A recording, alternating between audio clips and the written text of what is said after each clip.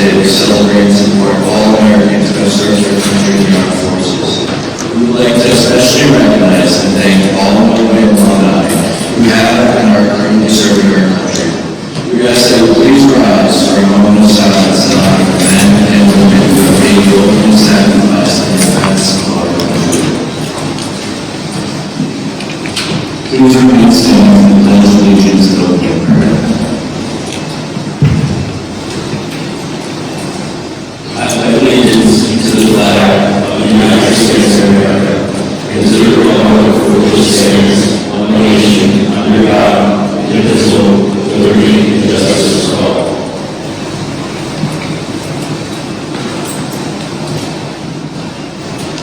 God, our life and our peace, we ask you to bless the men and women who have served in the United States military.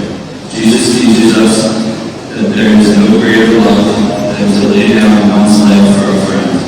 For all who have been willing to leave family and friends to protect us, we pray may our veterans know the care and grateful nation all the days of their lives. We pray this through Christ our Lord.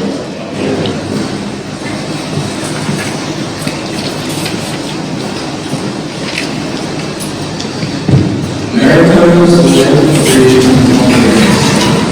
Throughout the nation's history, American soldiers, sailors, airmen, Marines, and Coast Guardsmen have bravely answered the call to defend our freedom. We can never fully repay our gratitude to those who have died or wounded in battle. We can, however, recognize and thank the millions of veterans still living today. Notre Dame High School's unique brotherhood that expands over decades and includes several of these courageous servicemen. We are honored to have many of them in attendance today. We also recognize the contributions of servicemen throughout our history, especially those who provide medical service to peacemen and in combat, and those who are not privileged to serve in equal military ranks in all branches of the armed forces. Today is our privilege to say thank you to all America's veterans, especially those of Notre Dame Brotherhood.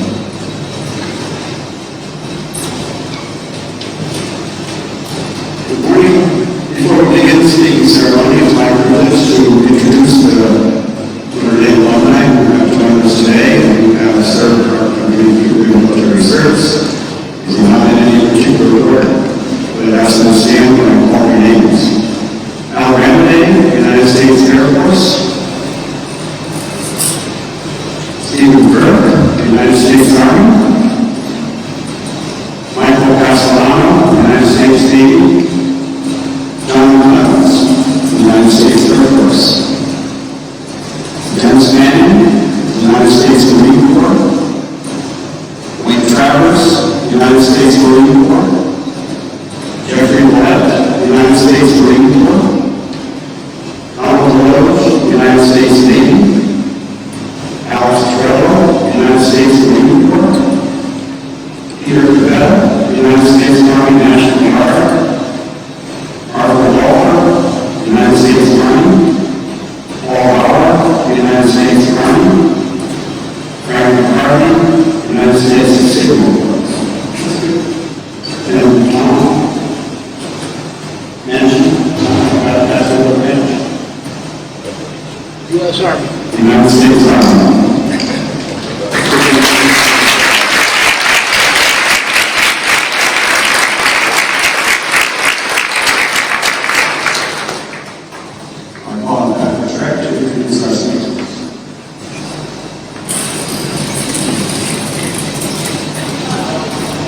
We are privileged to have the chance to hear from three of these freshmen today.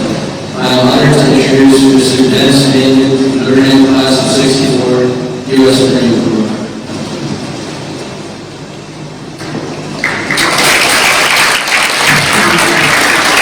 I'm moving in for a second because on Friday, 22nd of November in 1963, there was a podium right here, and this gym was filled with Notre Dame kids.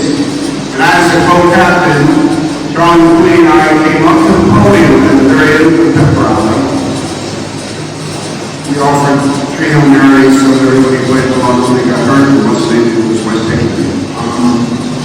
I was standing right here when the principal came out in front of us and said that President John F. Kennedy had been shot in a motorcade in Dallas, Texas. And obviously that had been Kevlar, and there's a gentleman here, Steve Berkeley, one of my classes, a couple of classmates, they know what they were probably sitting in this gym. It was that historic moment. And we left the gym as quickly as we could. It didn't have what you guys have today. And people, seniors who had cars out here, people ran out to turn their cars on to listen to the news from Dallas. So by the time we were in the parking lot, they announced that he had died. And the death of President Kennedy that day in Dallas altered. I'm going to shut this one off, so I just bring myself up here. Yes, can I shut this off? There. It altered The policy of this country throughout Vietnam and the war we were slowly getting involved in. The Great Race with Vietnam in '62. They were actually flying secret CIA missions in '59 and '60. But his death that day in Dallas altered the landscape politically and militarily in this country. We don't know to this day how it would have turned out had he lived. But there are writings and statements he made that after the election was over the following year, he really was going to try to get our troops out of Vietnam. But that's how I hang my high school history here. It was the assassination of the president, and I was standing right there in the corner of the stage there. So I got here in '64. Anybody who was in my class here knows, they don't know necessarily, but I was really a lousy student. I was really interested in football. I lived in Mason. It was we grew in high school in the state of Connecticut. And I had an interest in girls, and other than that, I didn't have a lot of other interests. And my parents were college-educated people. My father went to Notre Dame, and he graduated to Georgetown Law School and became an FBI agent. And he asked me to consider applying to Notre Dame, and I said, I'm not getting into Notre Dame, no way. I was 10th from the bottom of my graduation class. But my SATs were 1375 out of 1600. I wasn't stupid, I just didn't do the work. I was technically going to go with the help of Coach Ray Trotter, who was in the Hall of Fame. I was going to go to Jesuit Academy for a year and then go to Vermont. He had a pipeline. We had other kids who had done the same thing. My father asked me to apply to Notre Dame just after our season was over in '63. December, and I said, Dad, I'm not going to apply because I can't get in, even if I could, I couldn't play football there. So he said, think about it. Look, I got big ears. In this big ear, went through my head and came out of that ear, and I stopped thinking about it. And then in the spring of '64, 3 months after I graduated from this place, I came home from school. I had a part-time job at the end of the plaza in the supermarket. Rush through, you know, how you get out of school and you rush here and there. The kitchen table, my mother was over about 6 years old with me, and there was a packet on the kitchen table that said, my name was on it, it was from South Vallette. It was been in the mail. I said, Mom, what the hell is this? And she said, it's your father.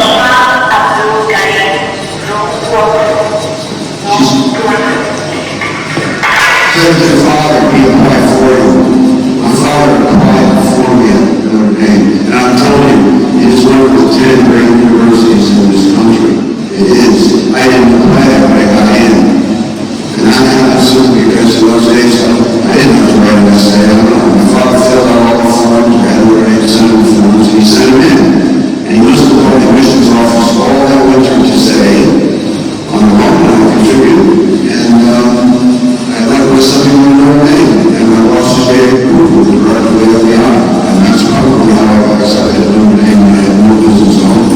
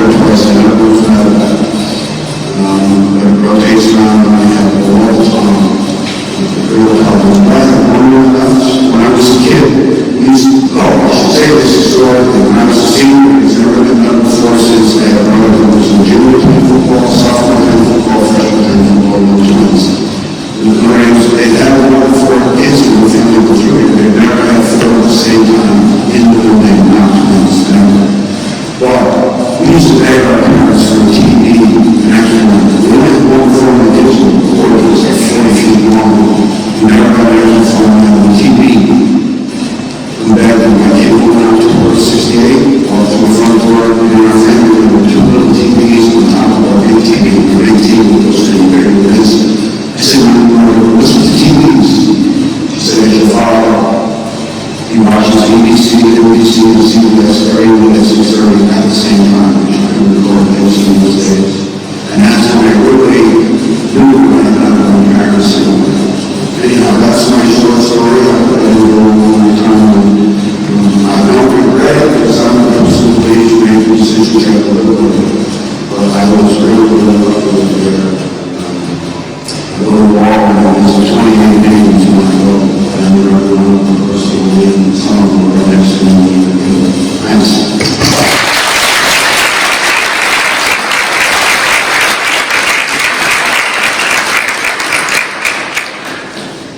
Next, I'm honored to introduce Mr. Wade Travers, Military Class of 83, U.S. Marine Corps, and Army National Guard.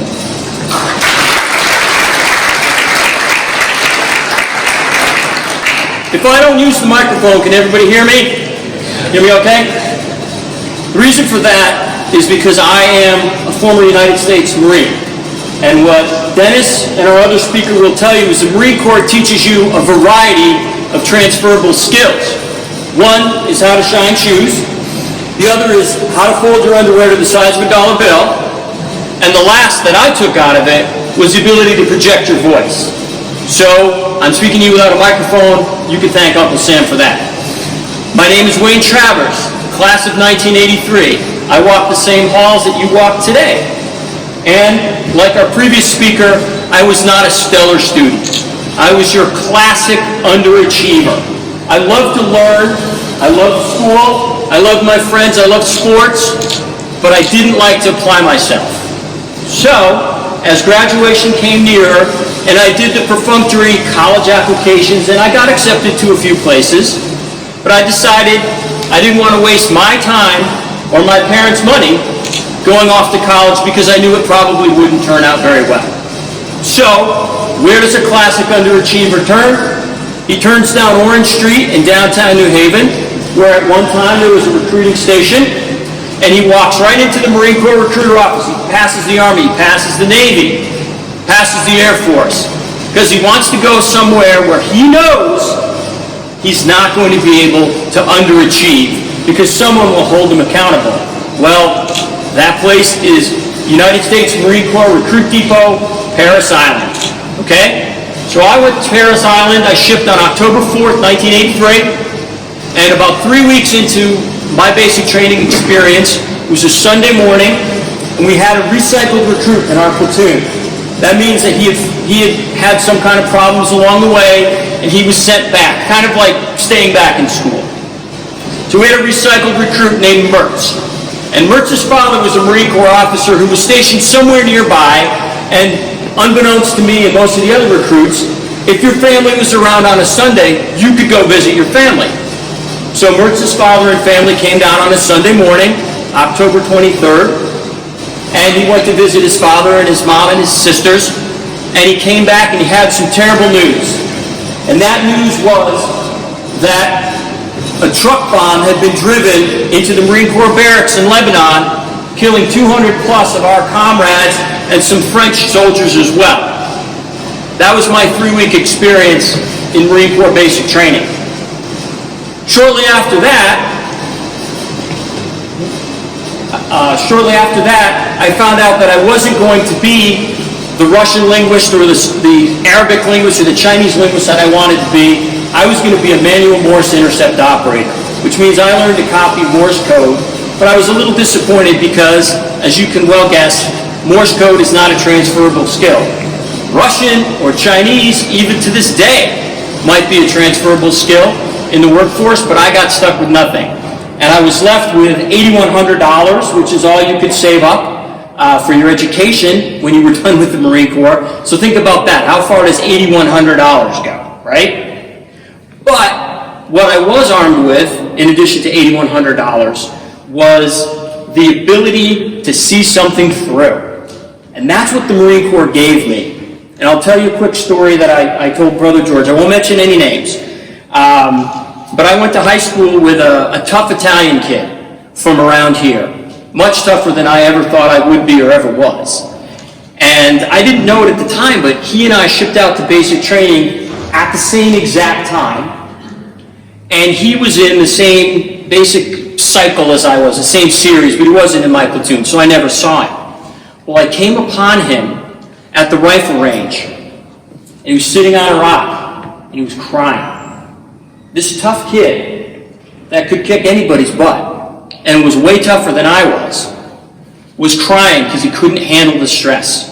He didn't want to do it anymore, he wanted to go home. So I said to him, hey, you do whatever you think is right for yourself, but you're going to regret quitting Marine Corps basic training for the rest of your life. And you'll look back at this moment when you could have gone down one path or gone down the other and wish you had gone the opposite direction. So if I can do it, 135-pound underachiever Wayne Travers could do it, you certainly could do it. And he did it. And we wound up being stationed together in Hawaii, and I saw him a couple other times, and unfortunately he's passed away. So I think about him a lot, especially around the October time of year when we both went to basic training. But I'll leave you with this. Today, and for the last 15 years, I've been a volunteer with the Department of Defense. And what I do is I work for an organization called Employer Support of the Guard and Reserve. I'm the Public Affairs Director for the State of Connecticut's committee. And we work with employers and people like the gentleman that will speak after me, members of the reserve component, which makes up 50% of our military armed forces today. The Reserve, the National Guard and Reserve, make up 50% of our military strength today. And their employers are patriots who support their military service, and my job is to get the word out about how important that support is. So when you hear our next speaker, remember that a lot of the fighting that was done from World War I, World War II, Korea, Vietnam, particularly in Operation Enduring Freedom and Operation Iraqi Freedom, were done by citizen warriors. So just remember that 50% of our military is made up of reservists. And they have regular jobs like your moms and dads, but they take the time out of their lives, and it's not just 1 weekend a month and 2 weeks out of the year, it's much, much more than that. And you'll hear some stories, I'm sure, from the following speaker about his experiences as a Marine Corps reservist. But I will leave you also with this. The one thing that got me through basic training was not something I read in the book, was not something I saw on TV, it was something I learned right here at Notre Dame. One of the classes I took was with Brother Bob Russo, I believe. He was my sociology teacher. And he taught us in our class that when you bring a big group together and you want to mold them into something, the first thing you need to do is break everyone down to the lowest level, and then you build them back up. And armed with that knowledge, I was able to cope with basic training because Marine Corps basic training was in 3 phases, right? And so through what I learned in sociology, I knew that in phase 1, we would never do anything right, no matter what. Phase 2 would start to get a little bit better, would start to get closer to the finish line, and by phase 3, we would be ready to become United States Marines. So just remember when you're sitting in class and you're struggling through sociology or algebra, whatever, what you learn here could be useful many, many years down the road. And I thank Brother Bob every day when I think back about that experience in Marine Corps basic training, because it's so jarring to your sensibilities and so different from anything you'll ever experience. But what I learned here at Notre Dame helped me cope with it, helped me conquer it, and helped me get through. So I thank all of you for being here today. I thank the speakers and the veterans before us. And I thank Brother George for the opportunity and the invitation. Thank you all very much.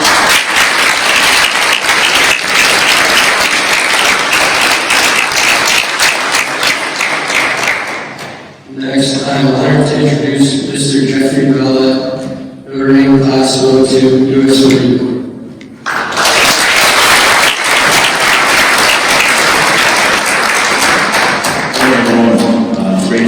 here.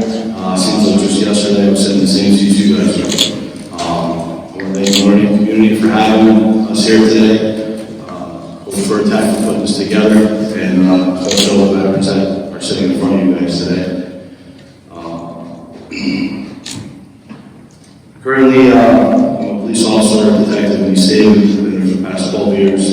I live in Killingworth, Connecticut with my wife Emily, my son Matthew, and my daughter.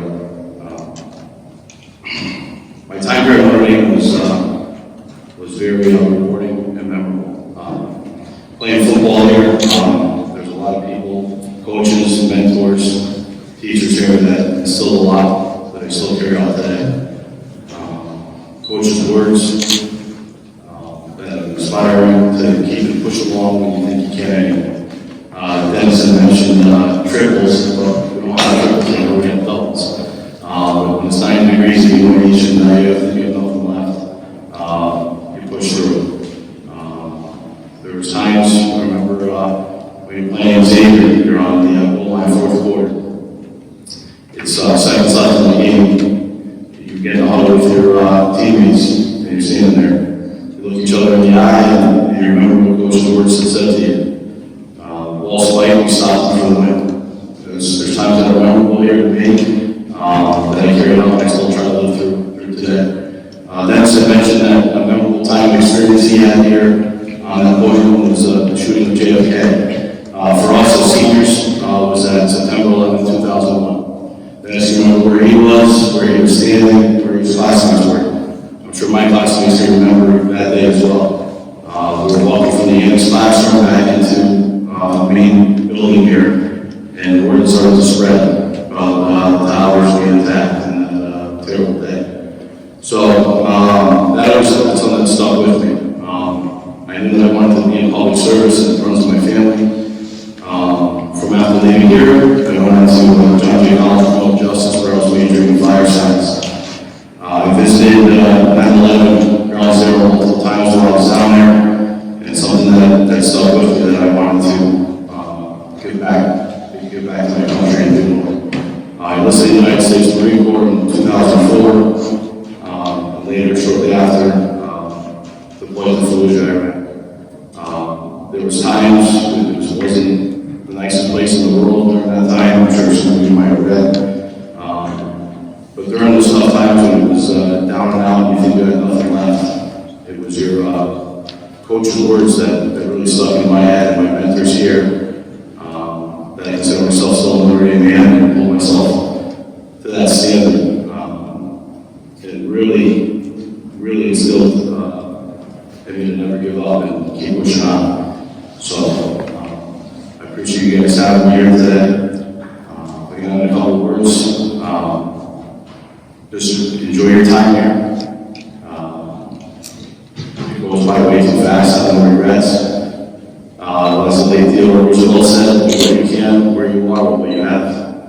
Live by those things you can accomplish anything. So, thank you for having me here today, and be my savior this week.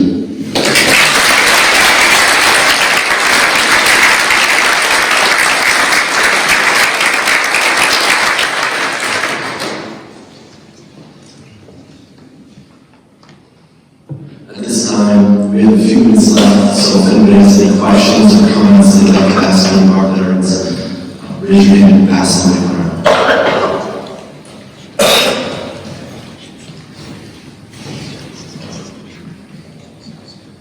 Don't be like me. Somebody's got to have a question. Don't be like me up there. You say, I'm not asking anybody.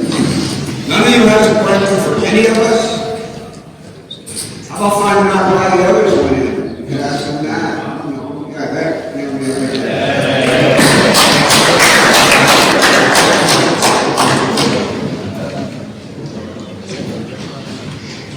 All right, so it's kind of like a general question, but like, what does Veterans Day mean to each of you?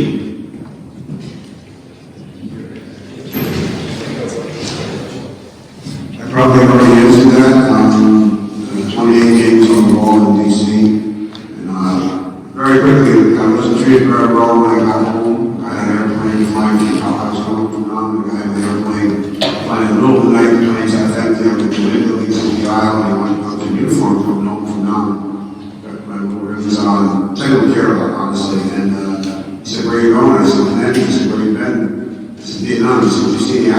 a little bit without even back to shuffle some papers. And it was awesome when we up at cruising altitude and the pilot took off the seatbelt sign and pushed the button for the stewardess. And when she came up the aisle, it was kind of dark. Full plane, not even half full plane, it was dark. She said, "Is this going to help me?" He said, "Yeah, I want to see on this airplane as far away from this guy, turning his thumb in my direction as you can move me." And that's because the mood in the country had changed from 67 to 68. So she hustled his fat ass off to another plane. And then she came back and she asked me about that. And said, "The country's really changed. I want to apologize." I said, "You don't have to apologize to me. I'm so happy to be coming home." That's how the country was then. So when I think of Veterans Day, I think all the stuff that goes on in the NFL and the teams, it's perfect. It's great to honor all veterans and people who sacrifice. So I have a lot to Veterans Day for me is camaraderie. Sharing that day with fellow veterans, spending time with them, racing, whatever we did.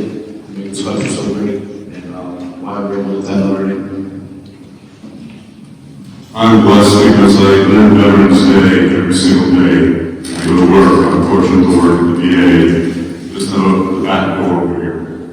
And I get to see the sacrifice that men and women have put forth.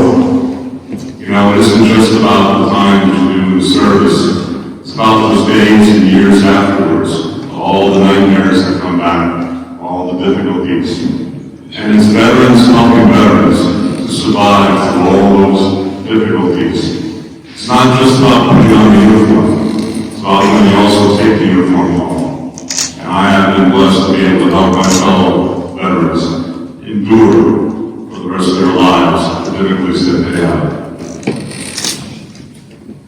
I remember when I was in high school, I was listening to WLI and Haven. One of the people that had a show was, I believe, a retired colonel. And he had a commentary about, at that time, if you got in trouble and went to the court, sometimes the judge would give you the opportunity to either go to the service or go to jail. So when I went in the Army, I was lucky I had a 4-year ROTC scholarship after I graduated from Notre Dame, and I went out to South Bend and served in the ROTC unit, got commissioned, and I went to the Army, and Vietnam was winding down. I was out of Fort Lewis, Washington, and our unit was being activated to get ready to go overseas, and then they canceled the orders because the politics and procedures had changed. But I think of all the great people that I met when I was in service. The service is a great equalizer. And a lot of the stuff that we have in the civil rights began with the Army. And they had integrated units, and people learned that just because you had a different color skin or a different accent to your name, that you were all equal. So I'm thankful for that. I'm thankful that I live in this country, and I'm thankful for all the veterans and protectors.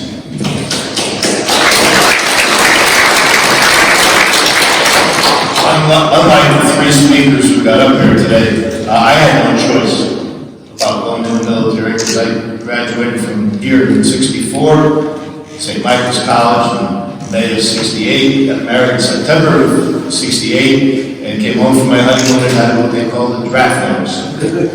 So on November of 1968, I was shipped off to Fort Campbell, Kentucky for my basic training, and 2 years later, fulfilled the minimum obligation you had to fulfill at that time, because there was such a thing as a draft, which no longer exists. What I learned from that experience in the Army was how to get along with other people that I had never encountered before, because I had been 4 years here with mostly college-headed people headed to college, 4 years in college, and now I ran into people who couldn't read or write because they came from an Indian reservation in Minnesota.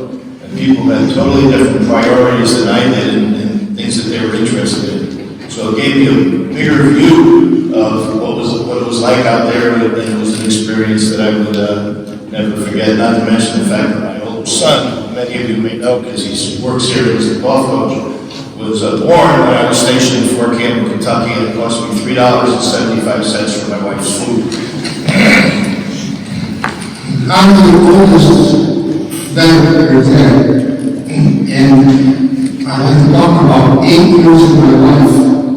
I was the first graduating last year at Notre Dame, and those 4 years that I spent here were very fortunate to me because I ended up doing engineering work as my profession, even though I didn't get a degree in engineering from college, although I went from college.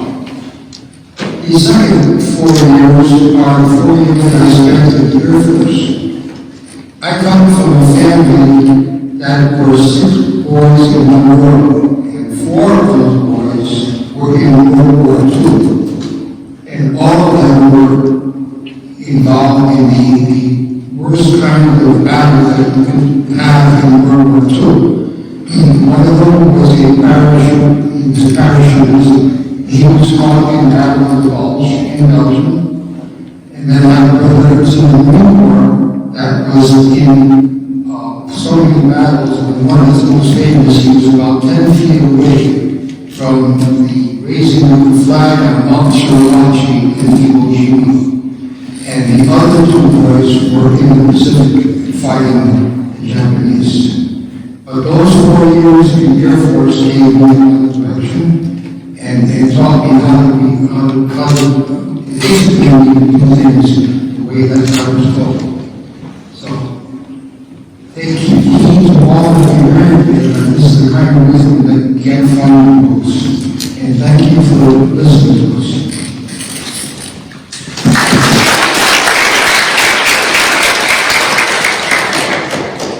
I just share 2 things. I'll paraphrase President Ronald Reagan, who was president when I went into the Marine Corps. And Ronald Reagan had a saying that went something like this. We're only 1 generation away from losing our freedom. So I want you to think about that. What we have, the rights and the privileges that we have, we're only 1 generation every time away from losing those. The second thing I want to leave with is that you've heard the term the 1%ers. Well, the true 1%ers are sitting in front of you now. About 1% of our population serves in an all-volunteer force in our United States military. And that 1% of every generation helps preserve those freedoms that Reagan talked about. So, 1% of you may join the military, but what rests on that 1% shoulders is the most important thing. So that's what I remember on Veterans Day. I remember how I've served in the Marine Corps with some of the finest individuals I've ever met. And I'm proud to serve them. I'm proud to say that I stood in a line with some of the most famous military heroes and some of the most amazing accomplishments that the world has ever seen militarily. So again, thank you for inviting me. I truly appreciate the chance to speak to you today.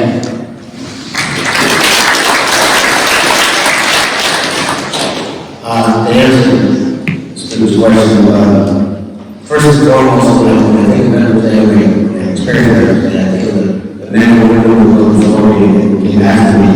I think, of course, those people I served with, of course, in Vietnam. But when I think about Dennis's comments earlier, when I got back and I processed out of the Army base in California, the last thing that happened to me because I was on my own mess, and my oldest daughter was born about 4.5 hours before I showed out. So I hadn't seen her in over a year, and I was anxious to get home. He said to me, Lieutenant, do not wear your uniform on the way home to Connecticut. And that kind of stuck with me and stayed with me for years. So when that attitude of difference has changed over the last few years towards the Vietnam veterans, I'm grateful for that. I'm grateful for the opportunity to be here today. There's a saying among Vietnam veterans, never again will 1 generation of veterans abandon their honor. And I'd like to think that is true today and in the future. And I thank you for having me here today.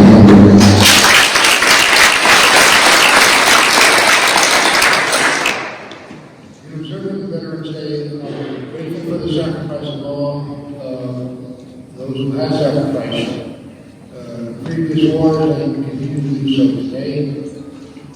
And proud to have served in the military, and I'm happy to be here today also. It's good to be part of this convocation. Thank you. I'd like to ask ask you guys, if I may, who knows what the monument outside of this building stands for? Anybody? I'll tell you. The class of 1959, when we came together for our 50th reunion, there was discussion about why this school doesn't honor its veterans.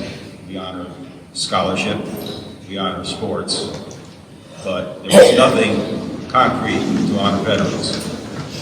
So the class came together, and in honor of the first Marine in Connecticut to die in Vietnam, Richard Regan,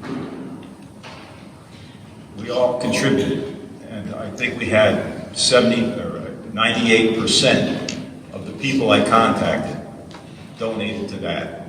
Whether they were alive or dead, their widows, everybody. It was a phenomenal thing. And we all came together because of that. And Rich Regan was one of the best of our class.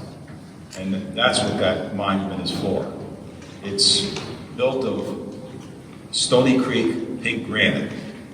And when we petitioned the schools to put pink granite in front of Notre Dame, there was a little blowback. But I explained, the pink represents the blood. The unfinished look of the monument represents the unfinished nature of us students when we're here.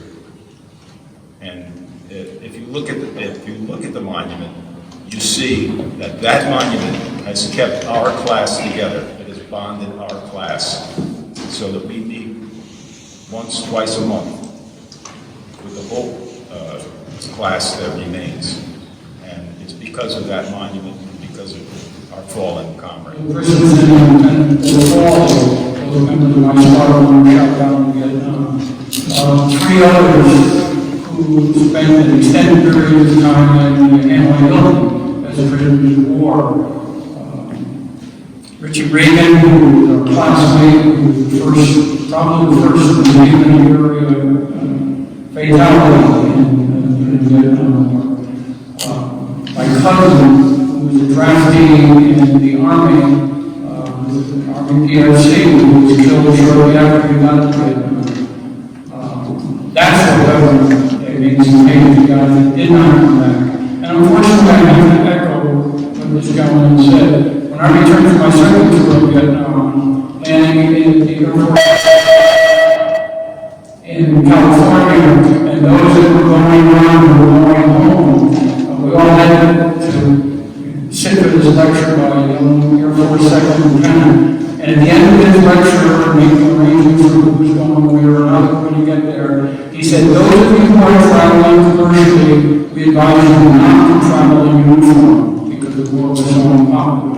So what that left me with is, you may be against the war, but don't take it out on the war.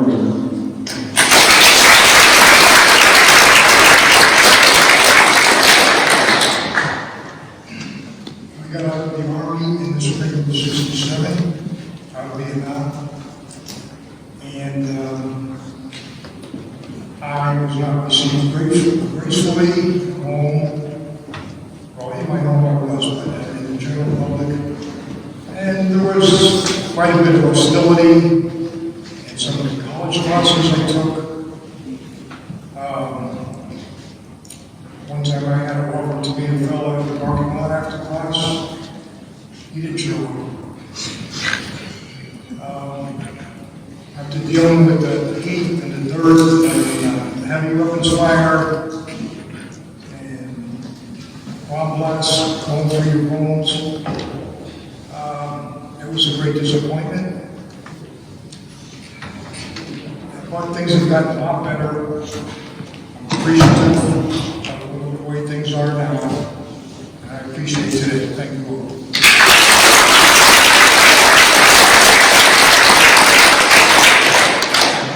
I think it was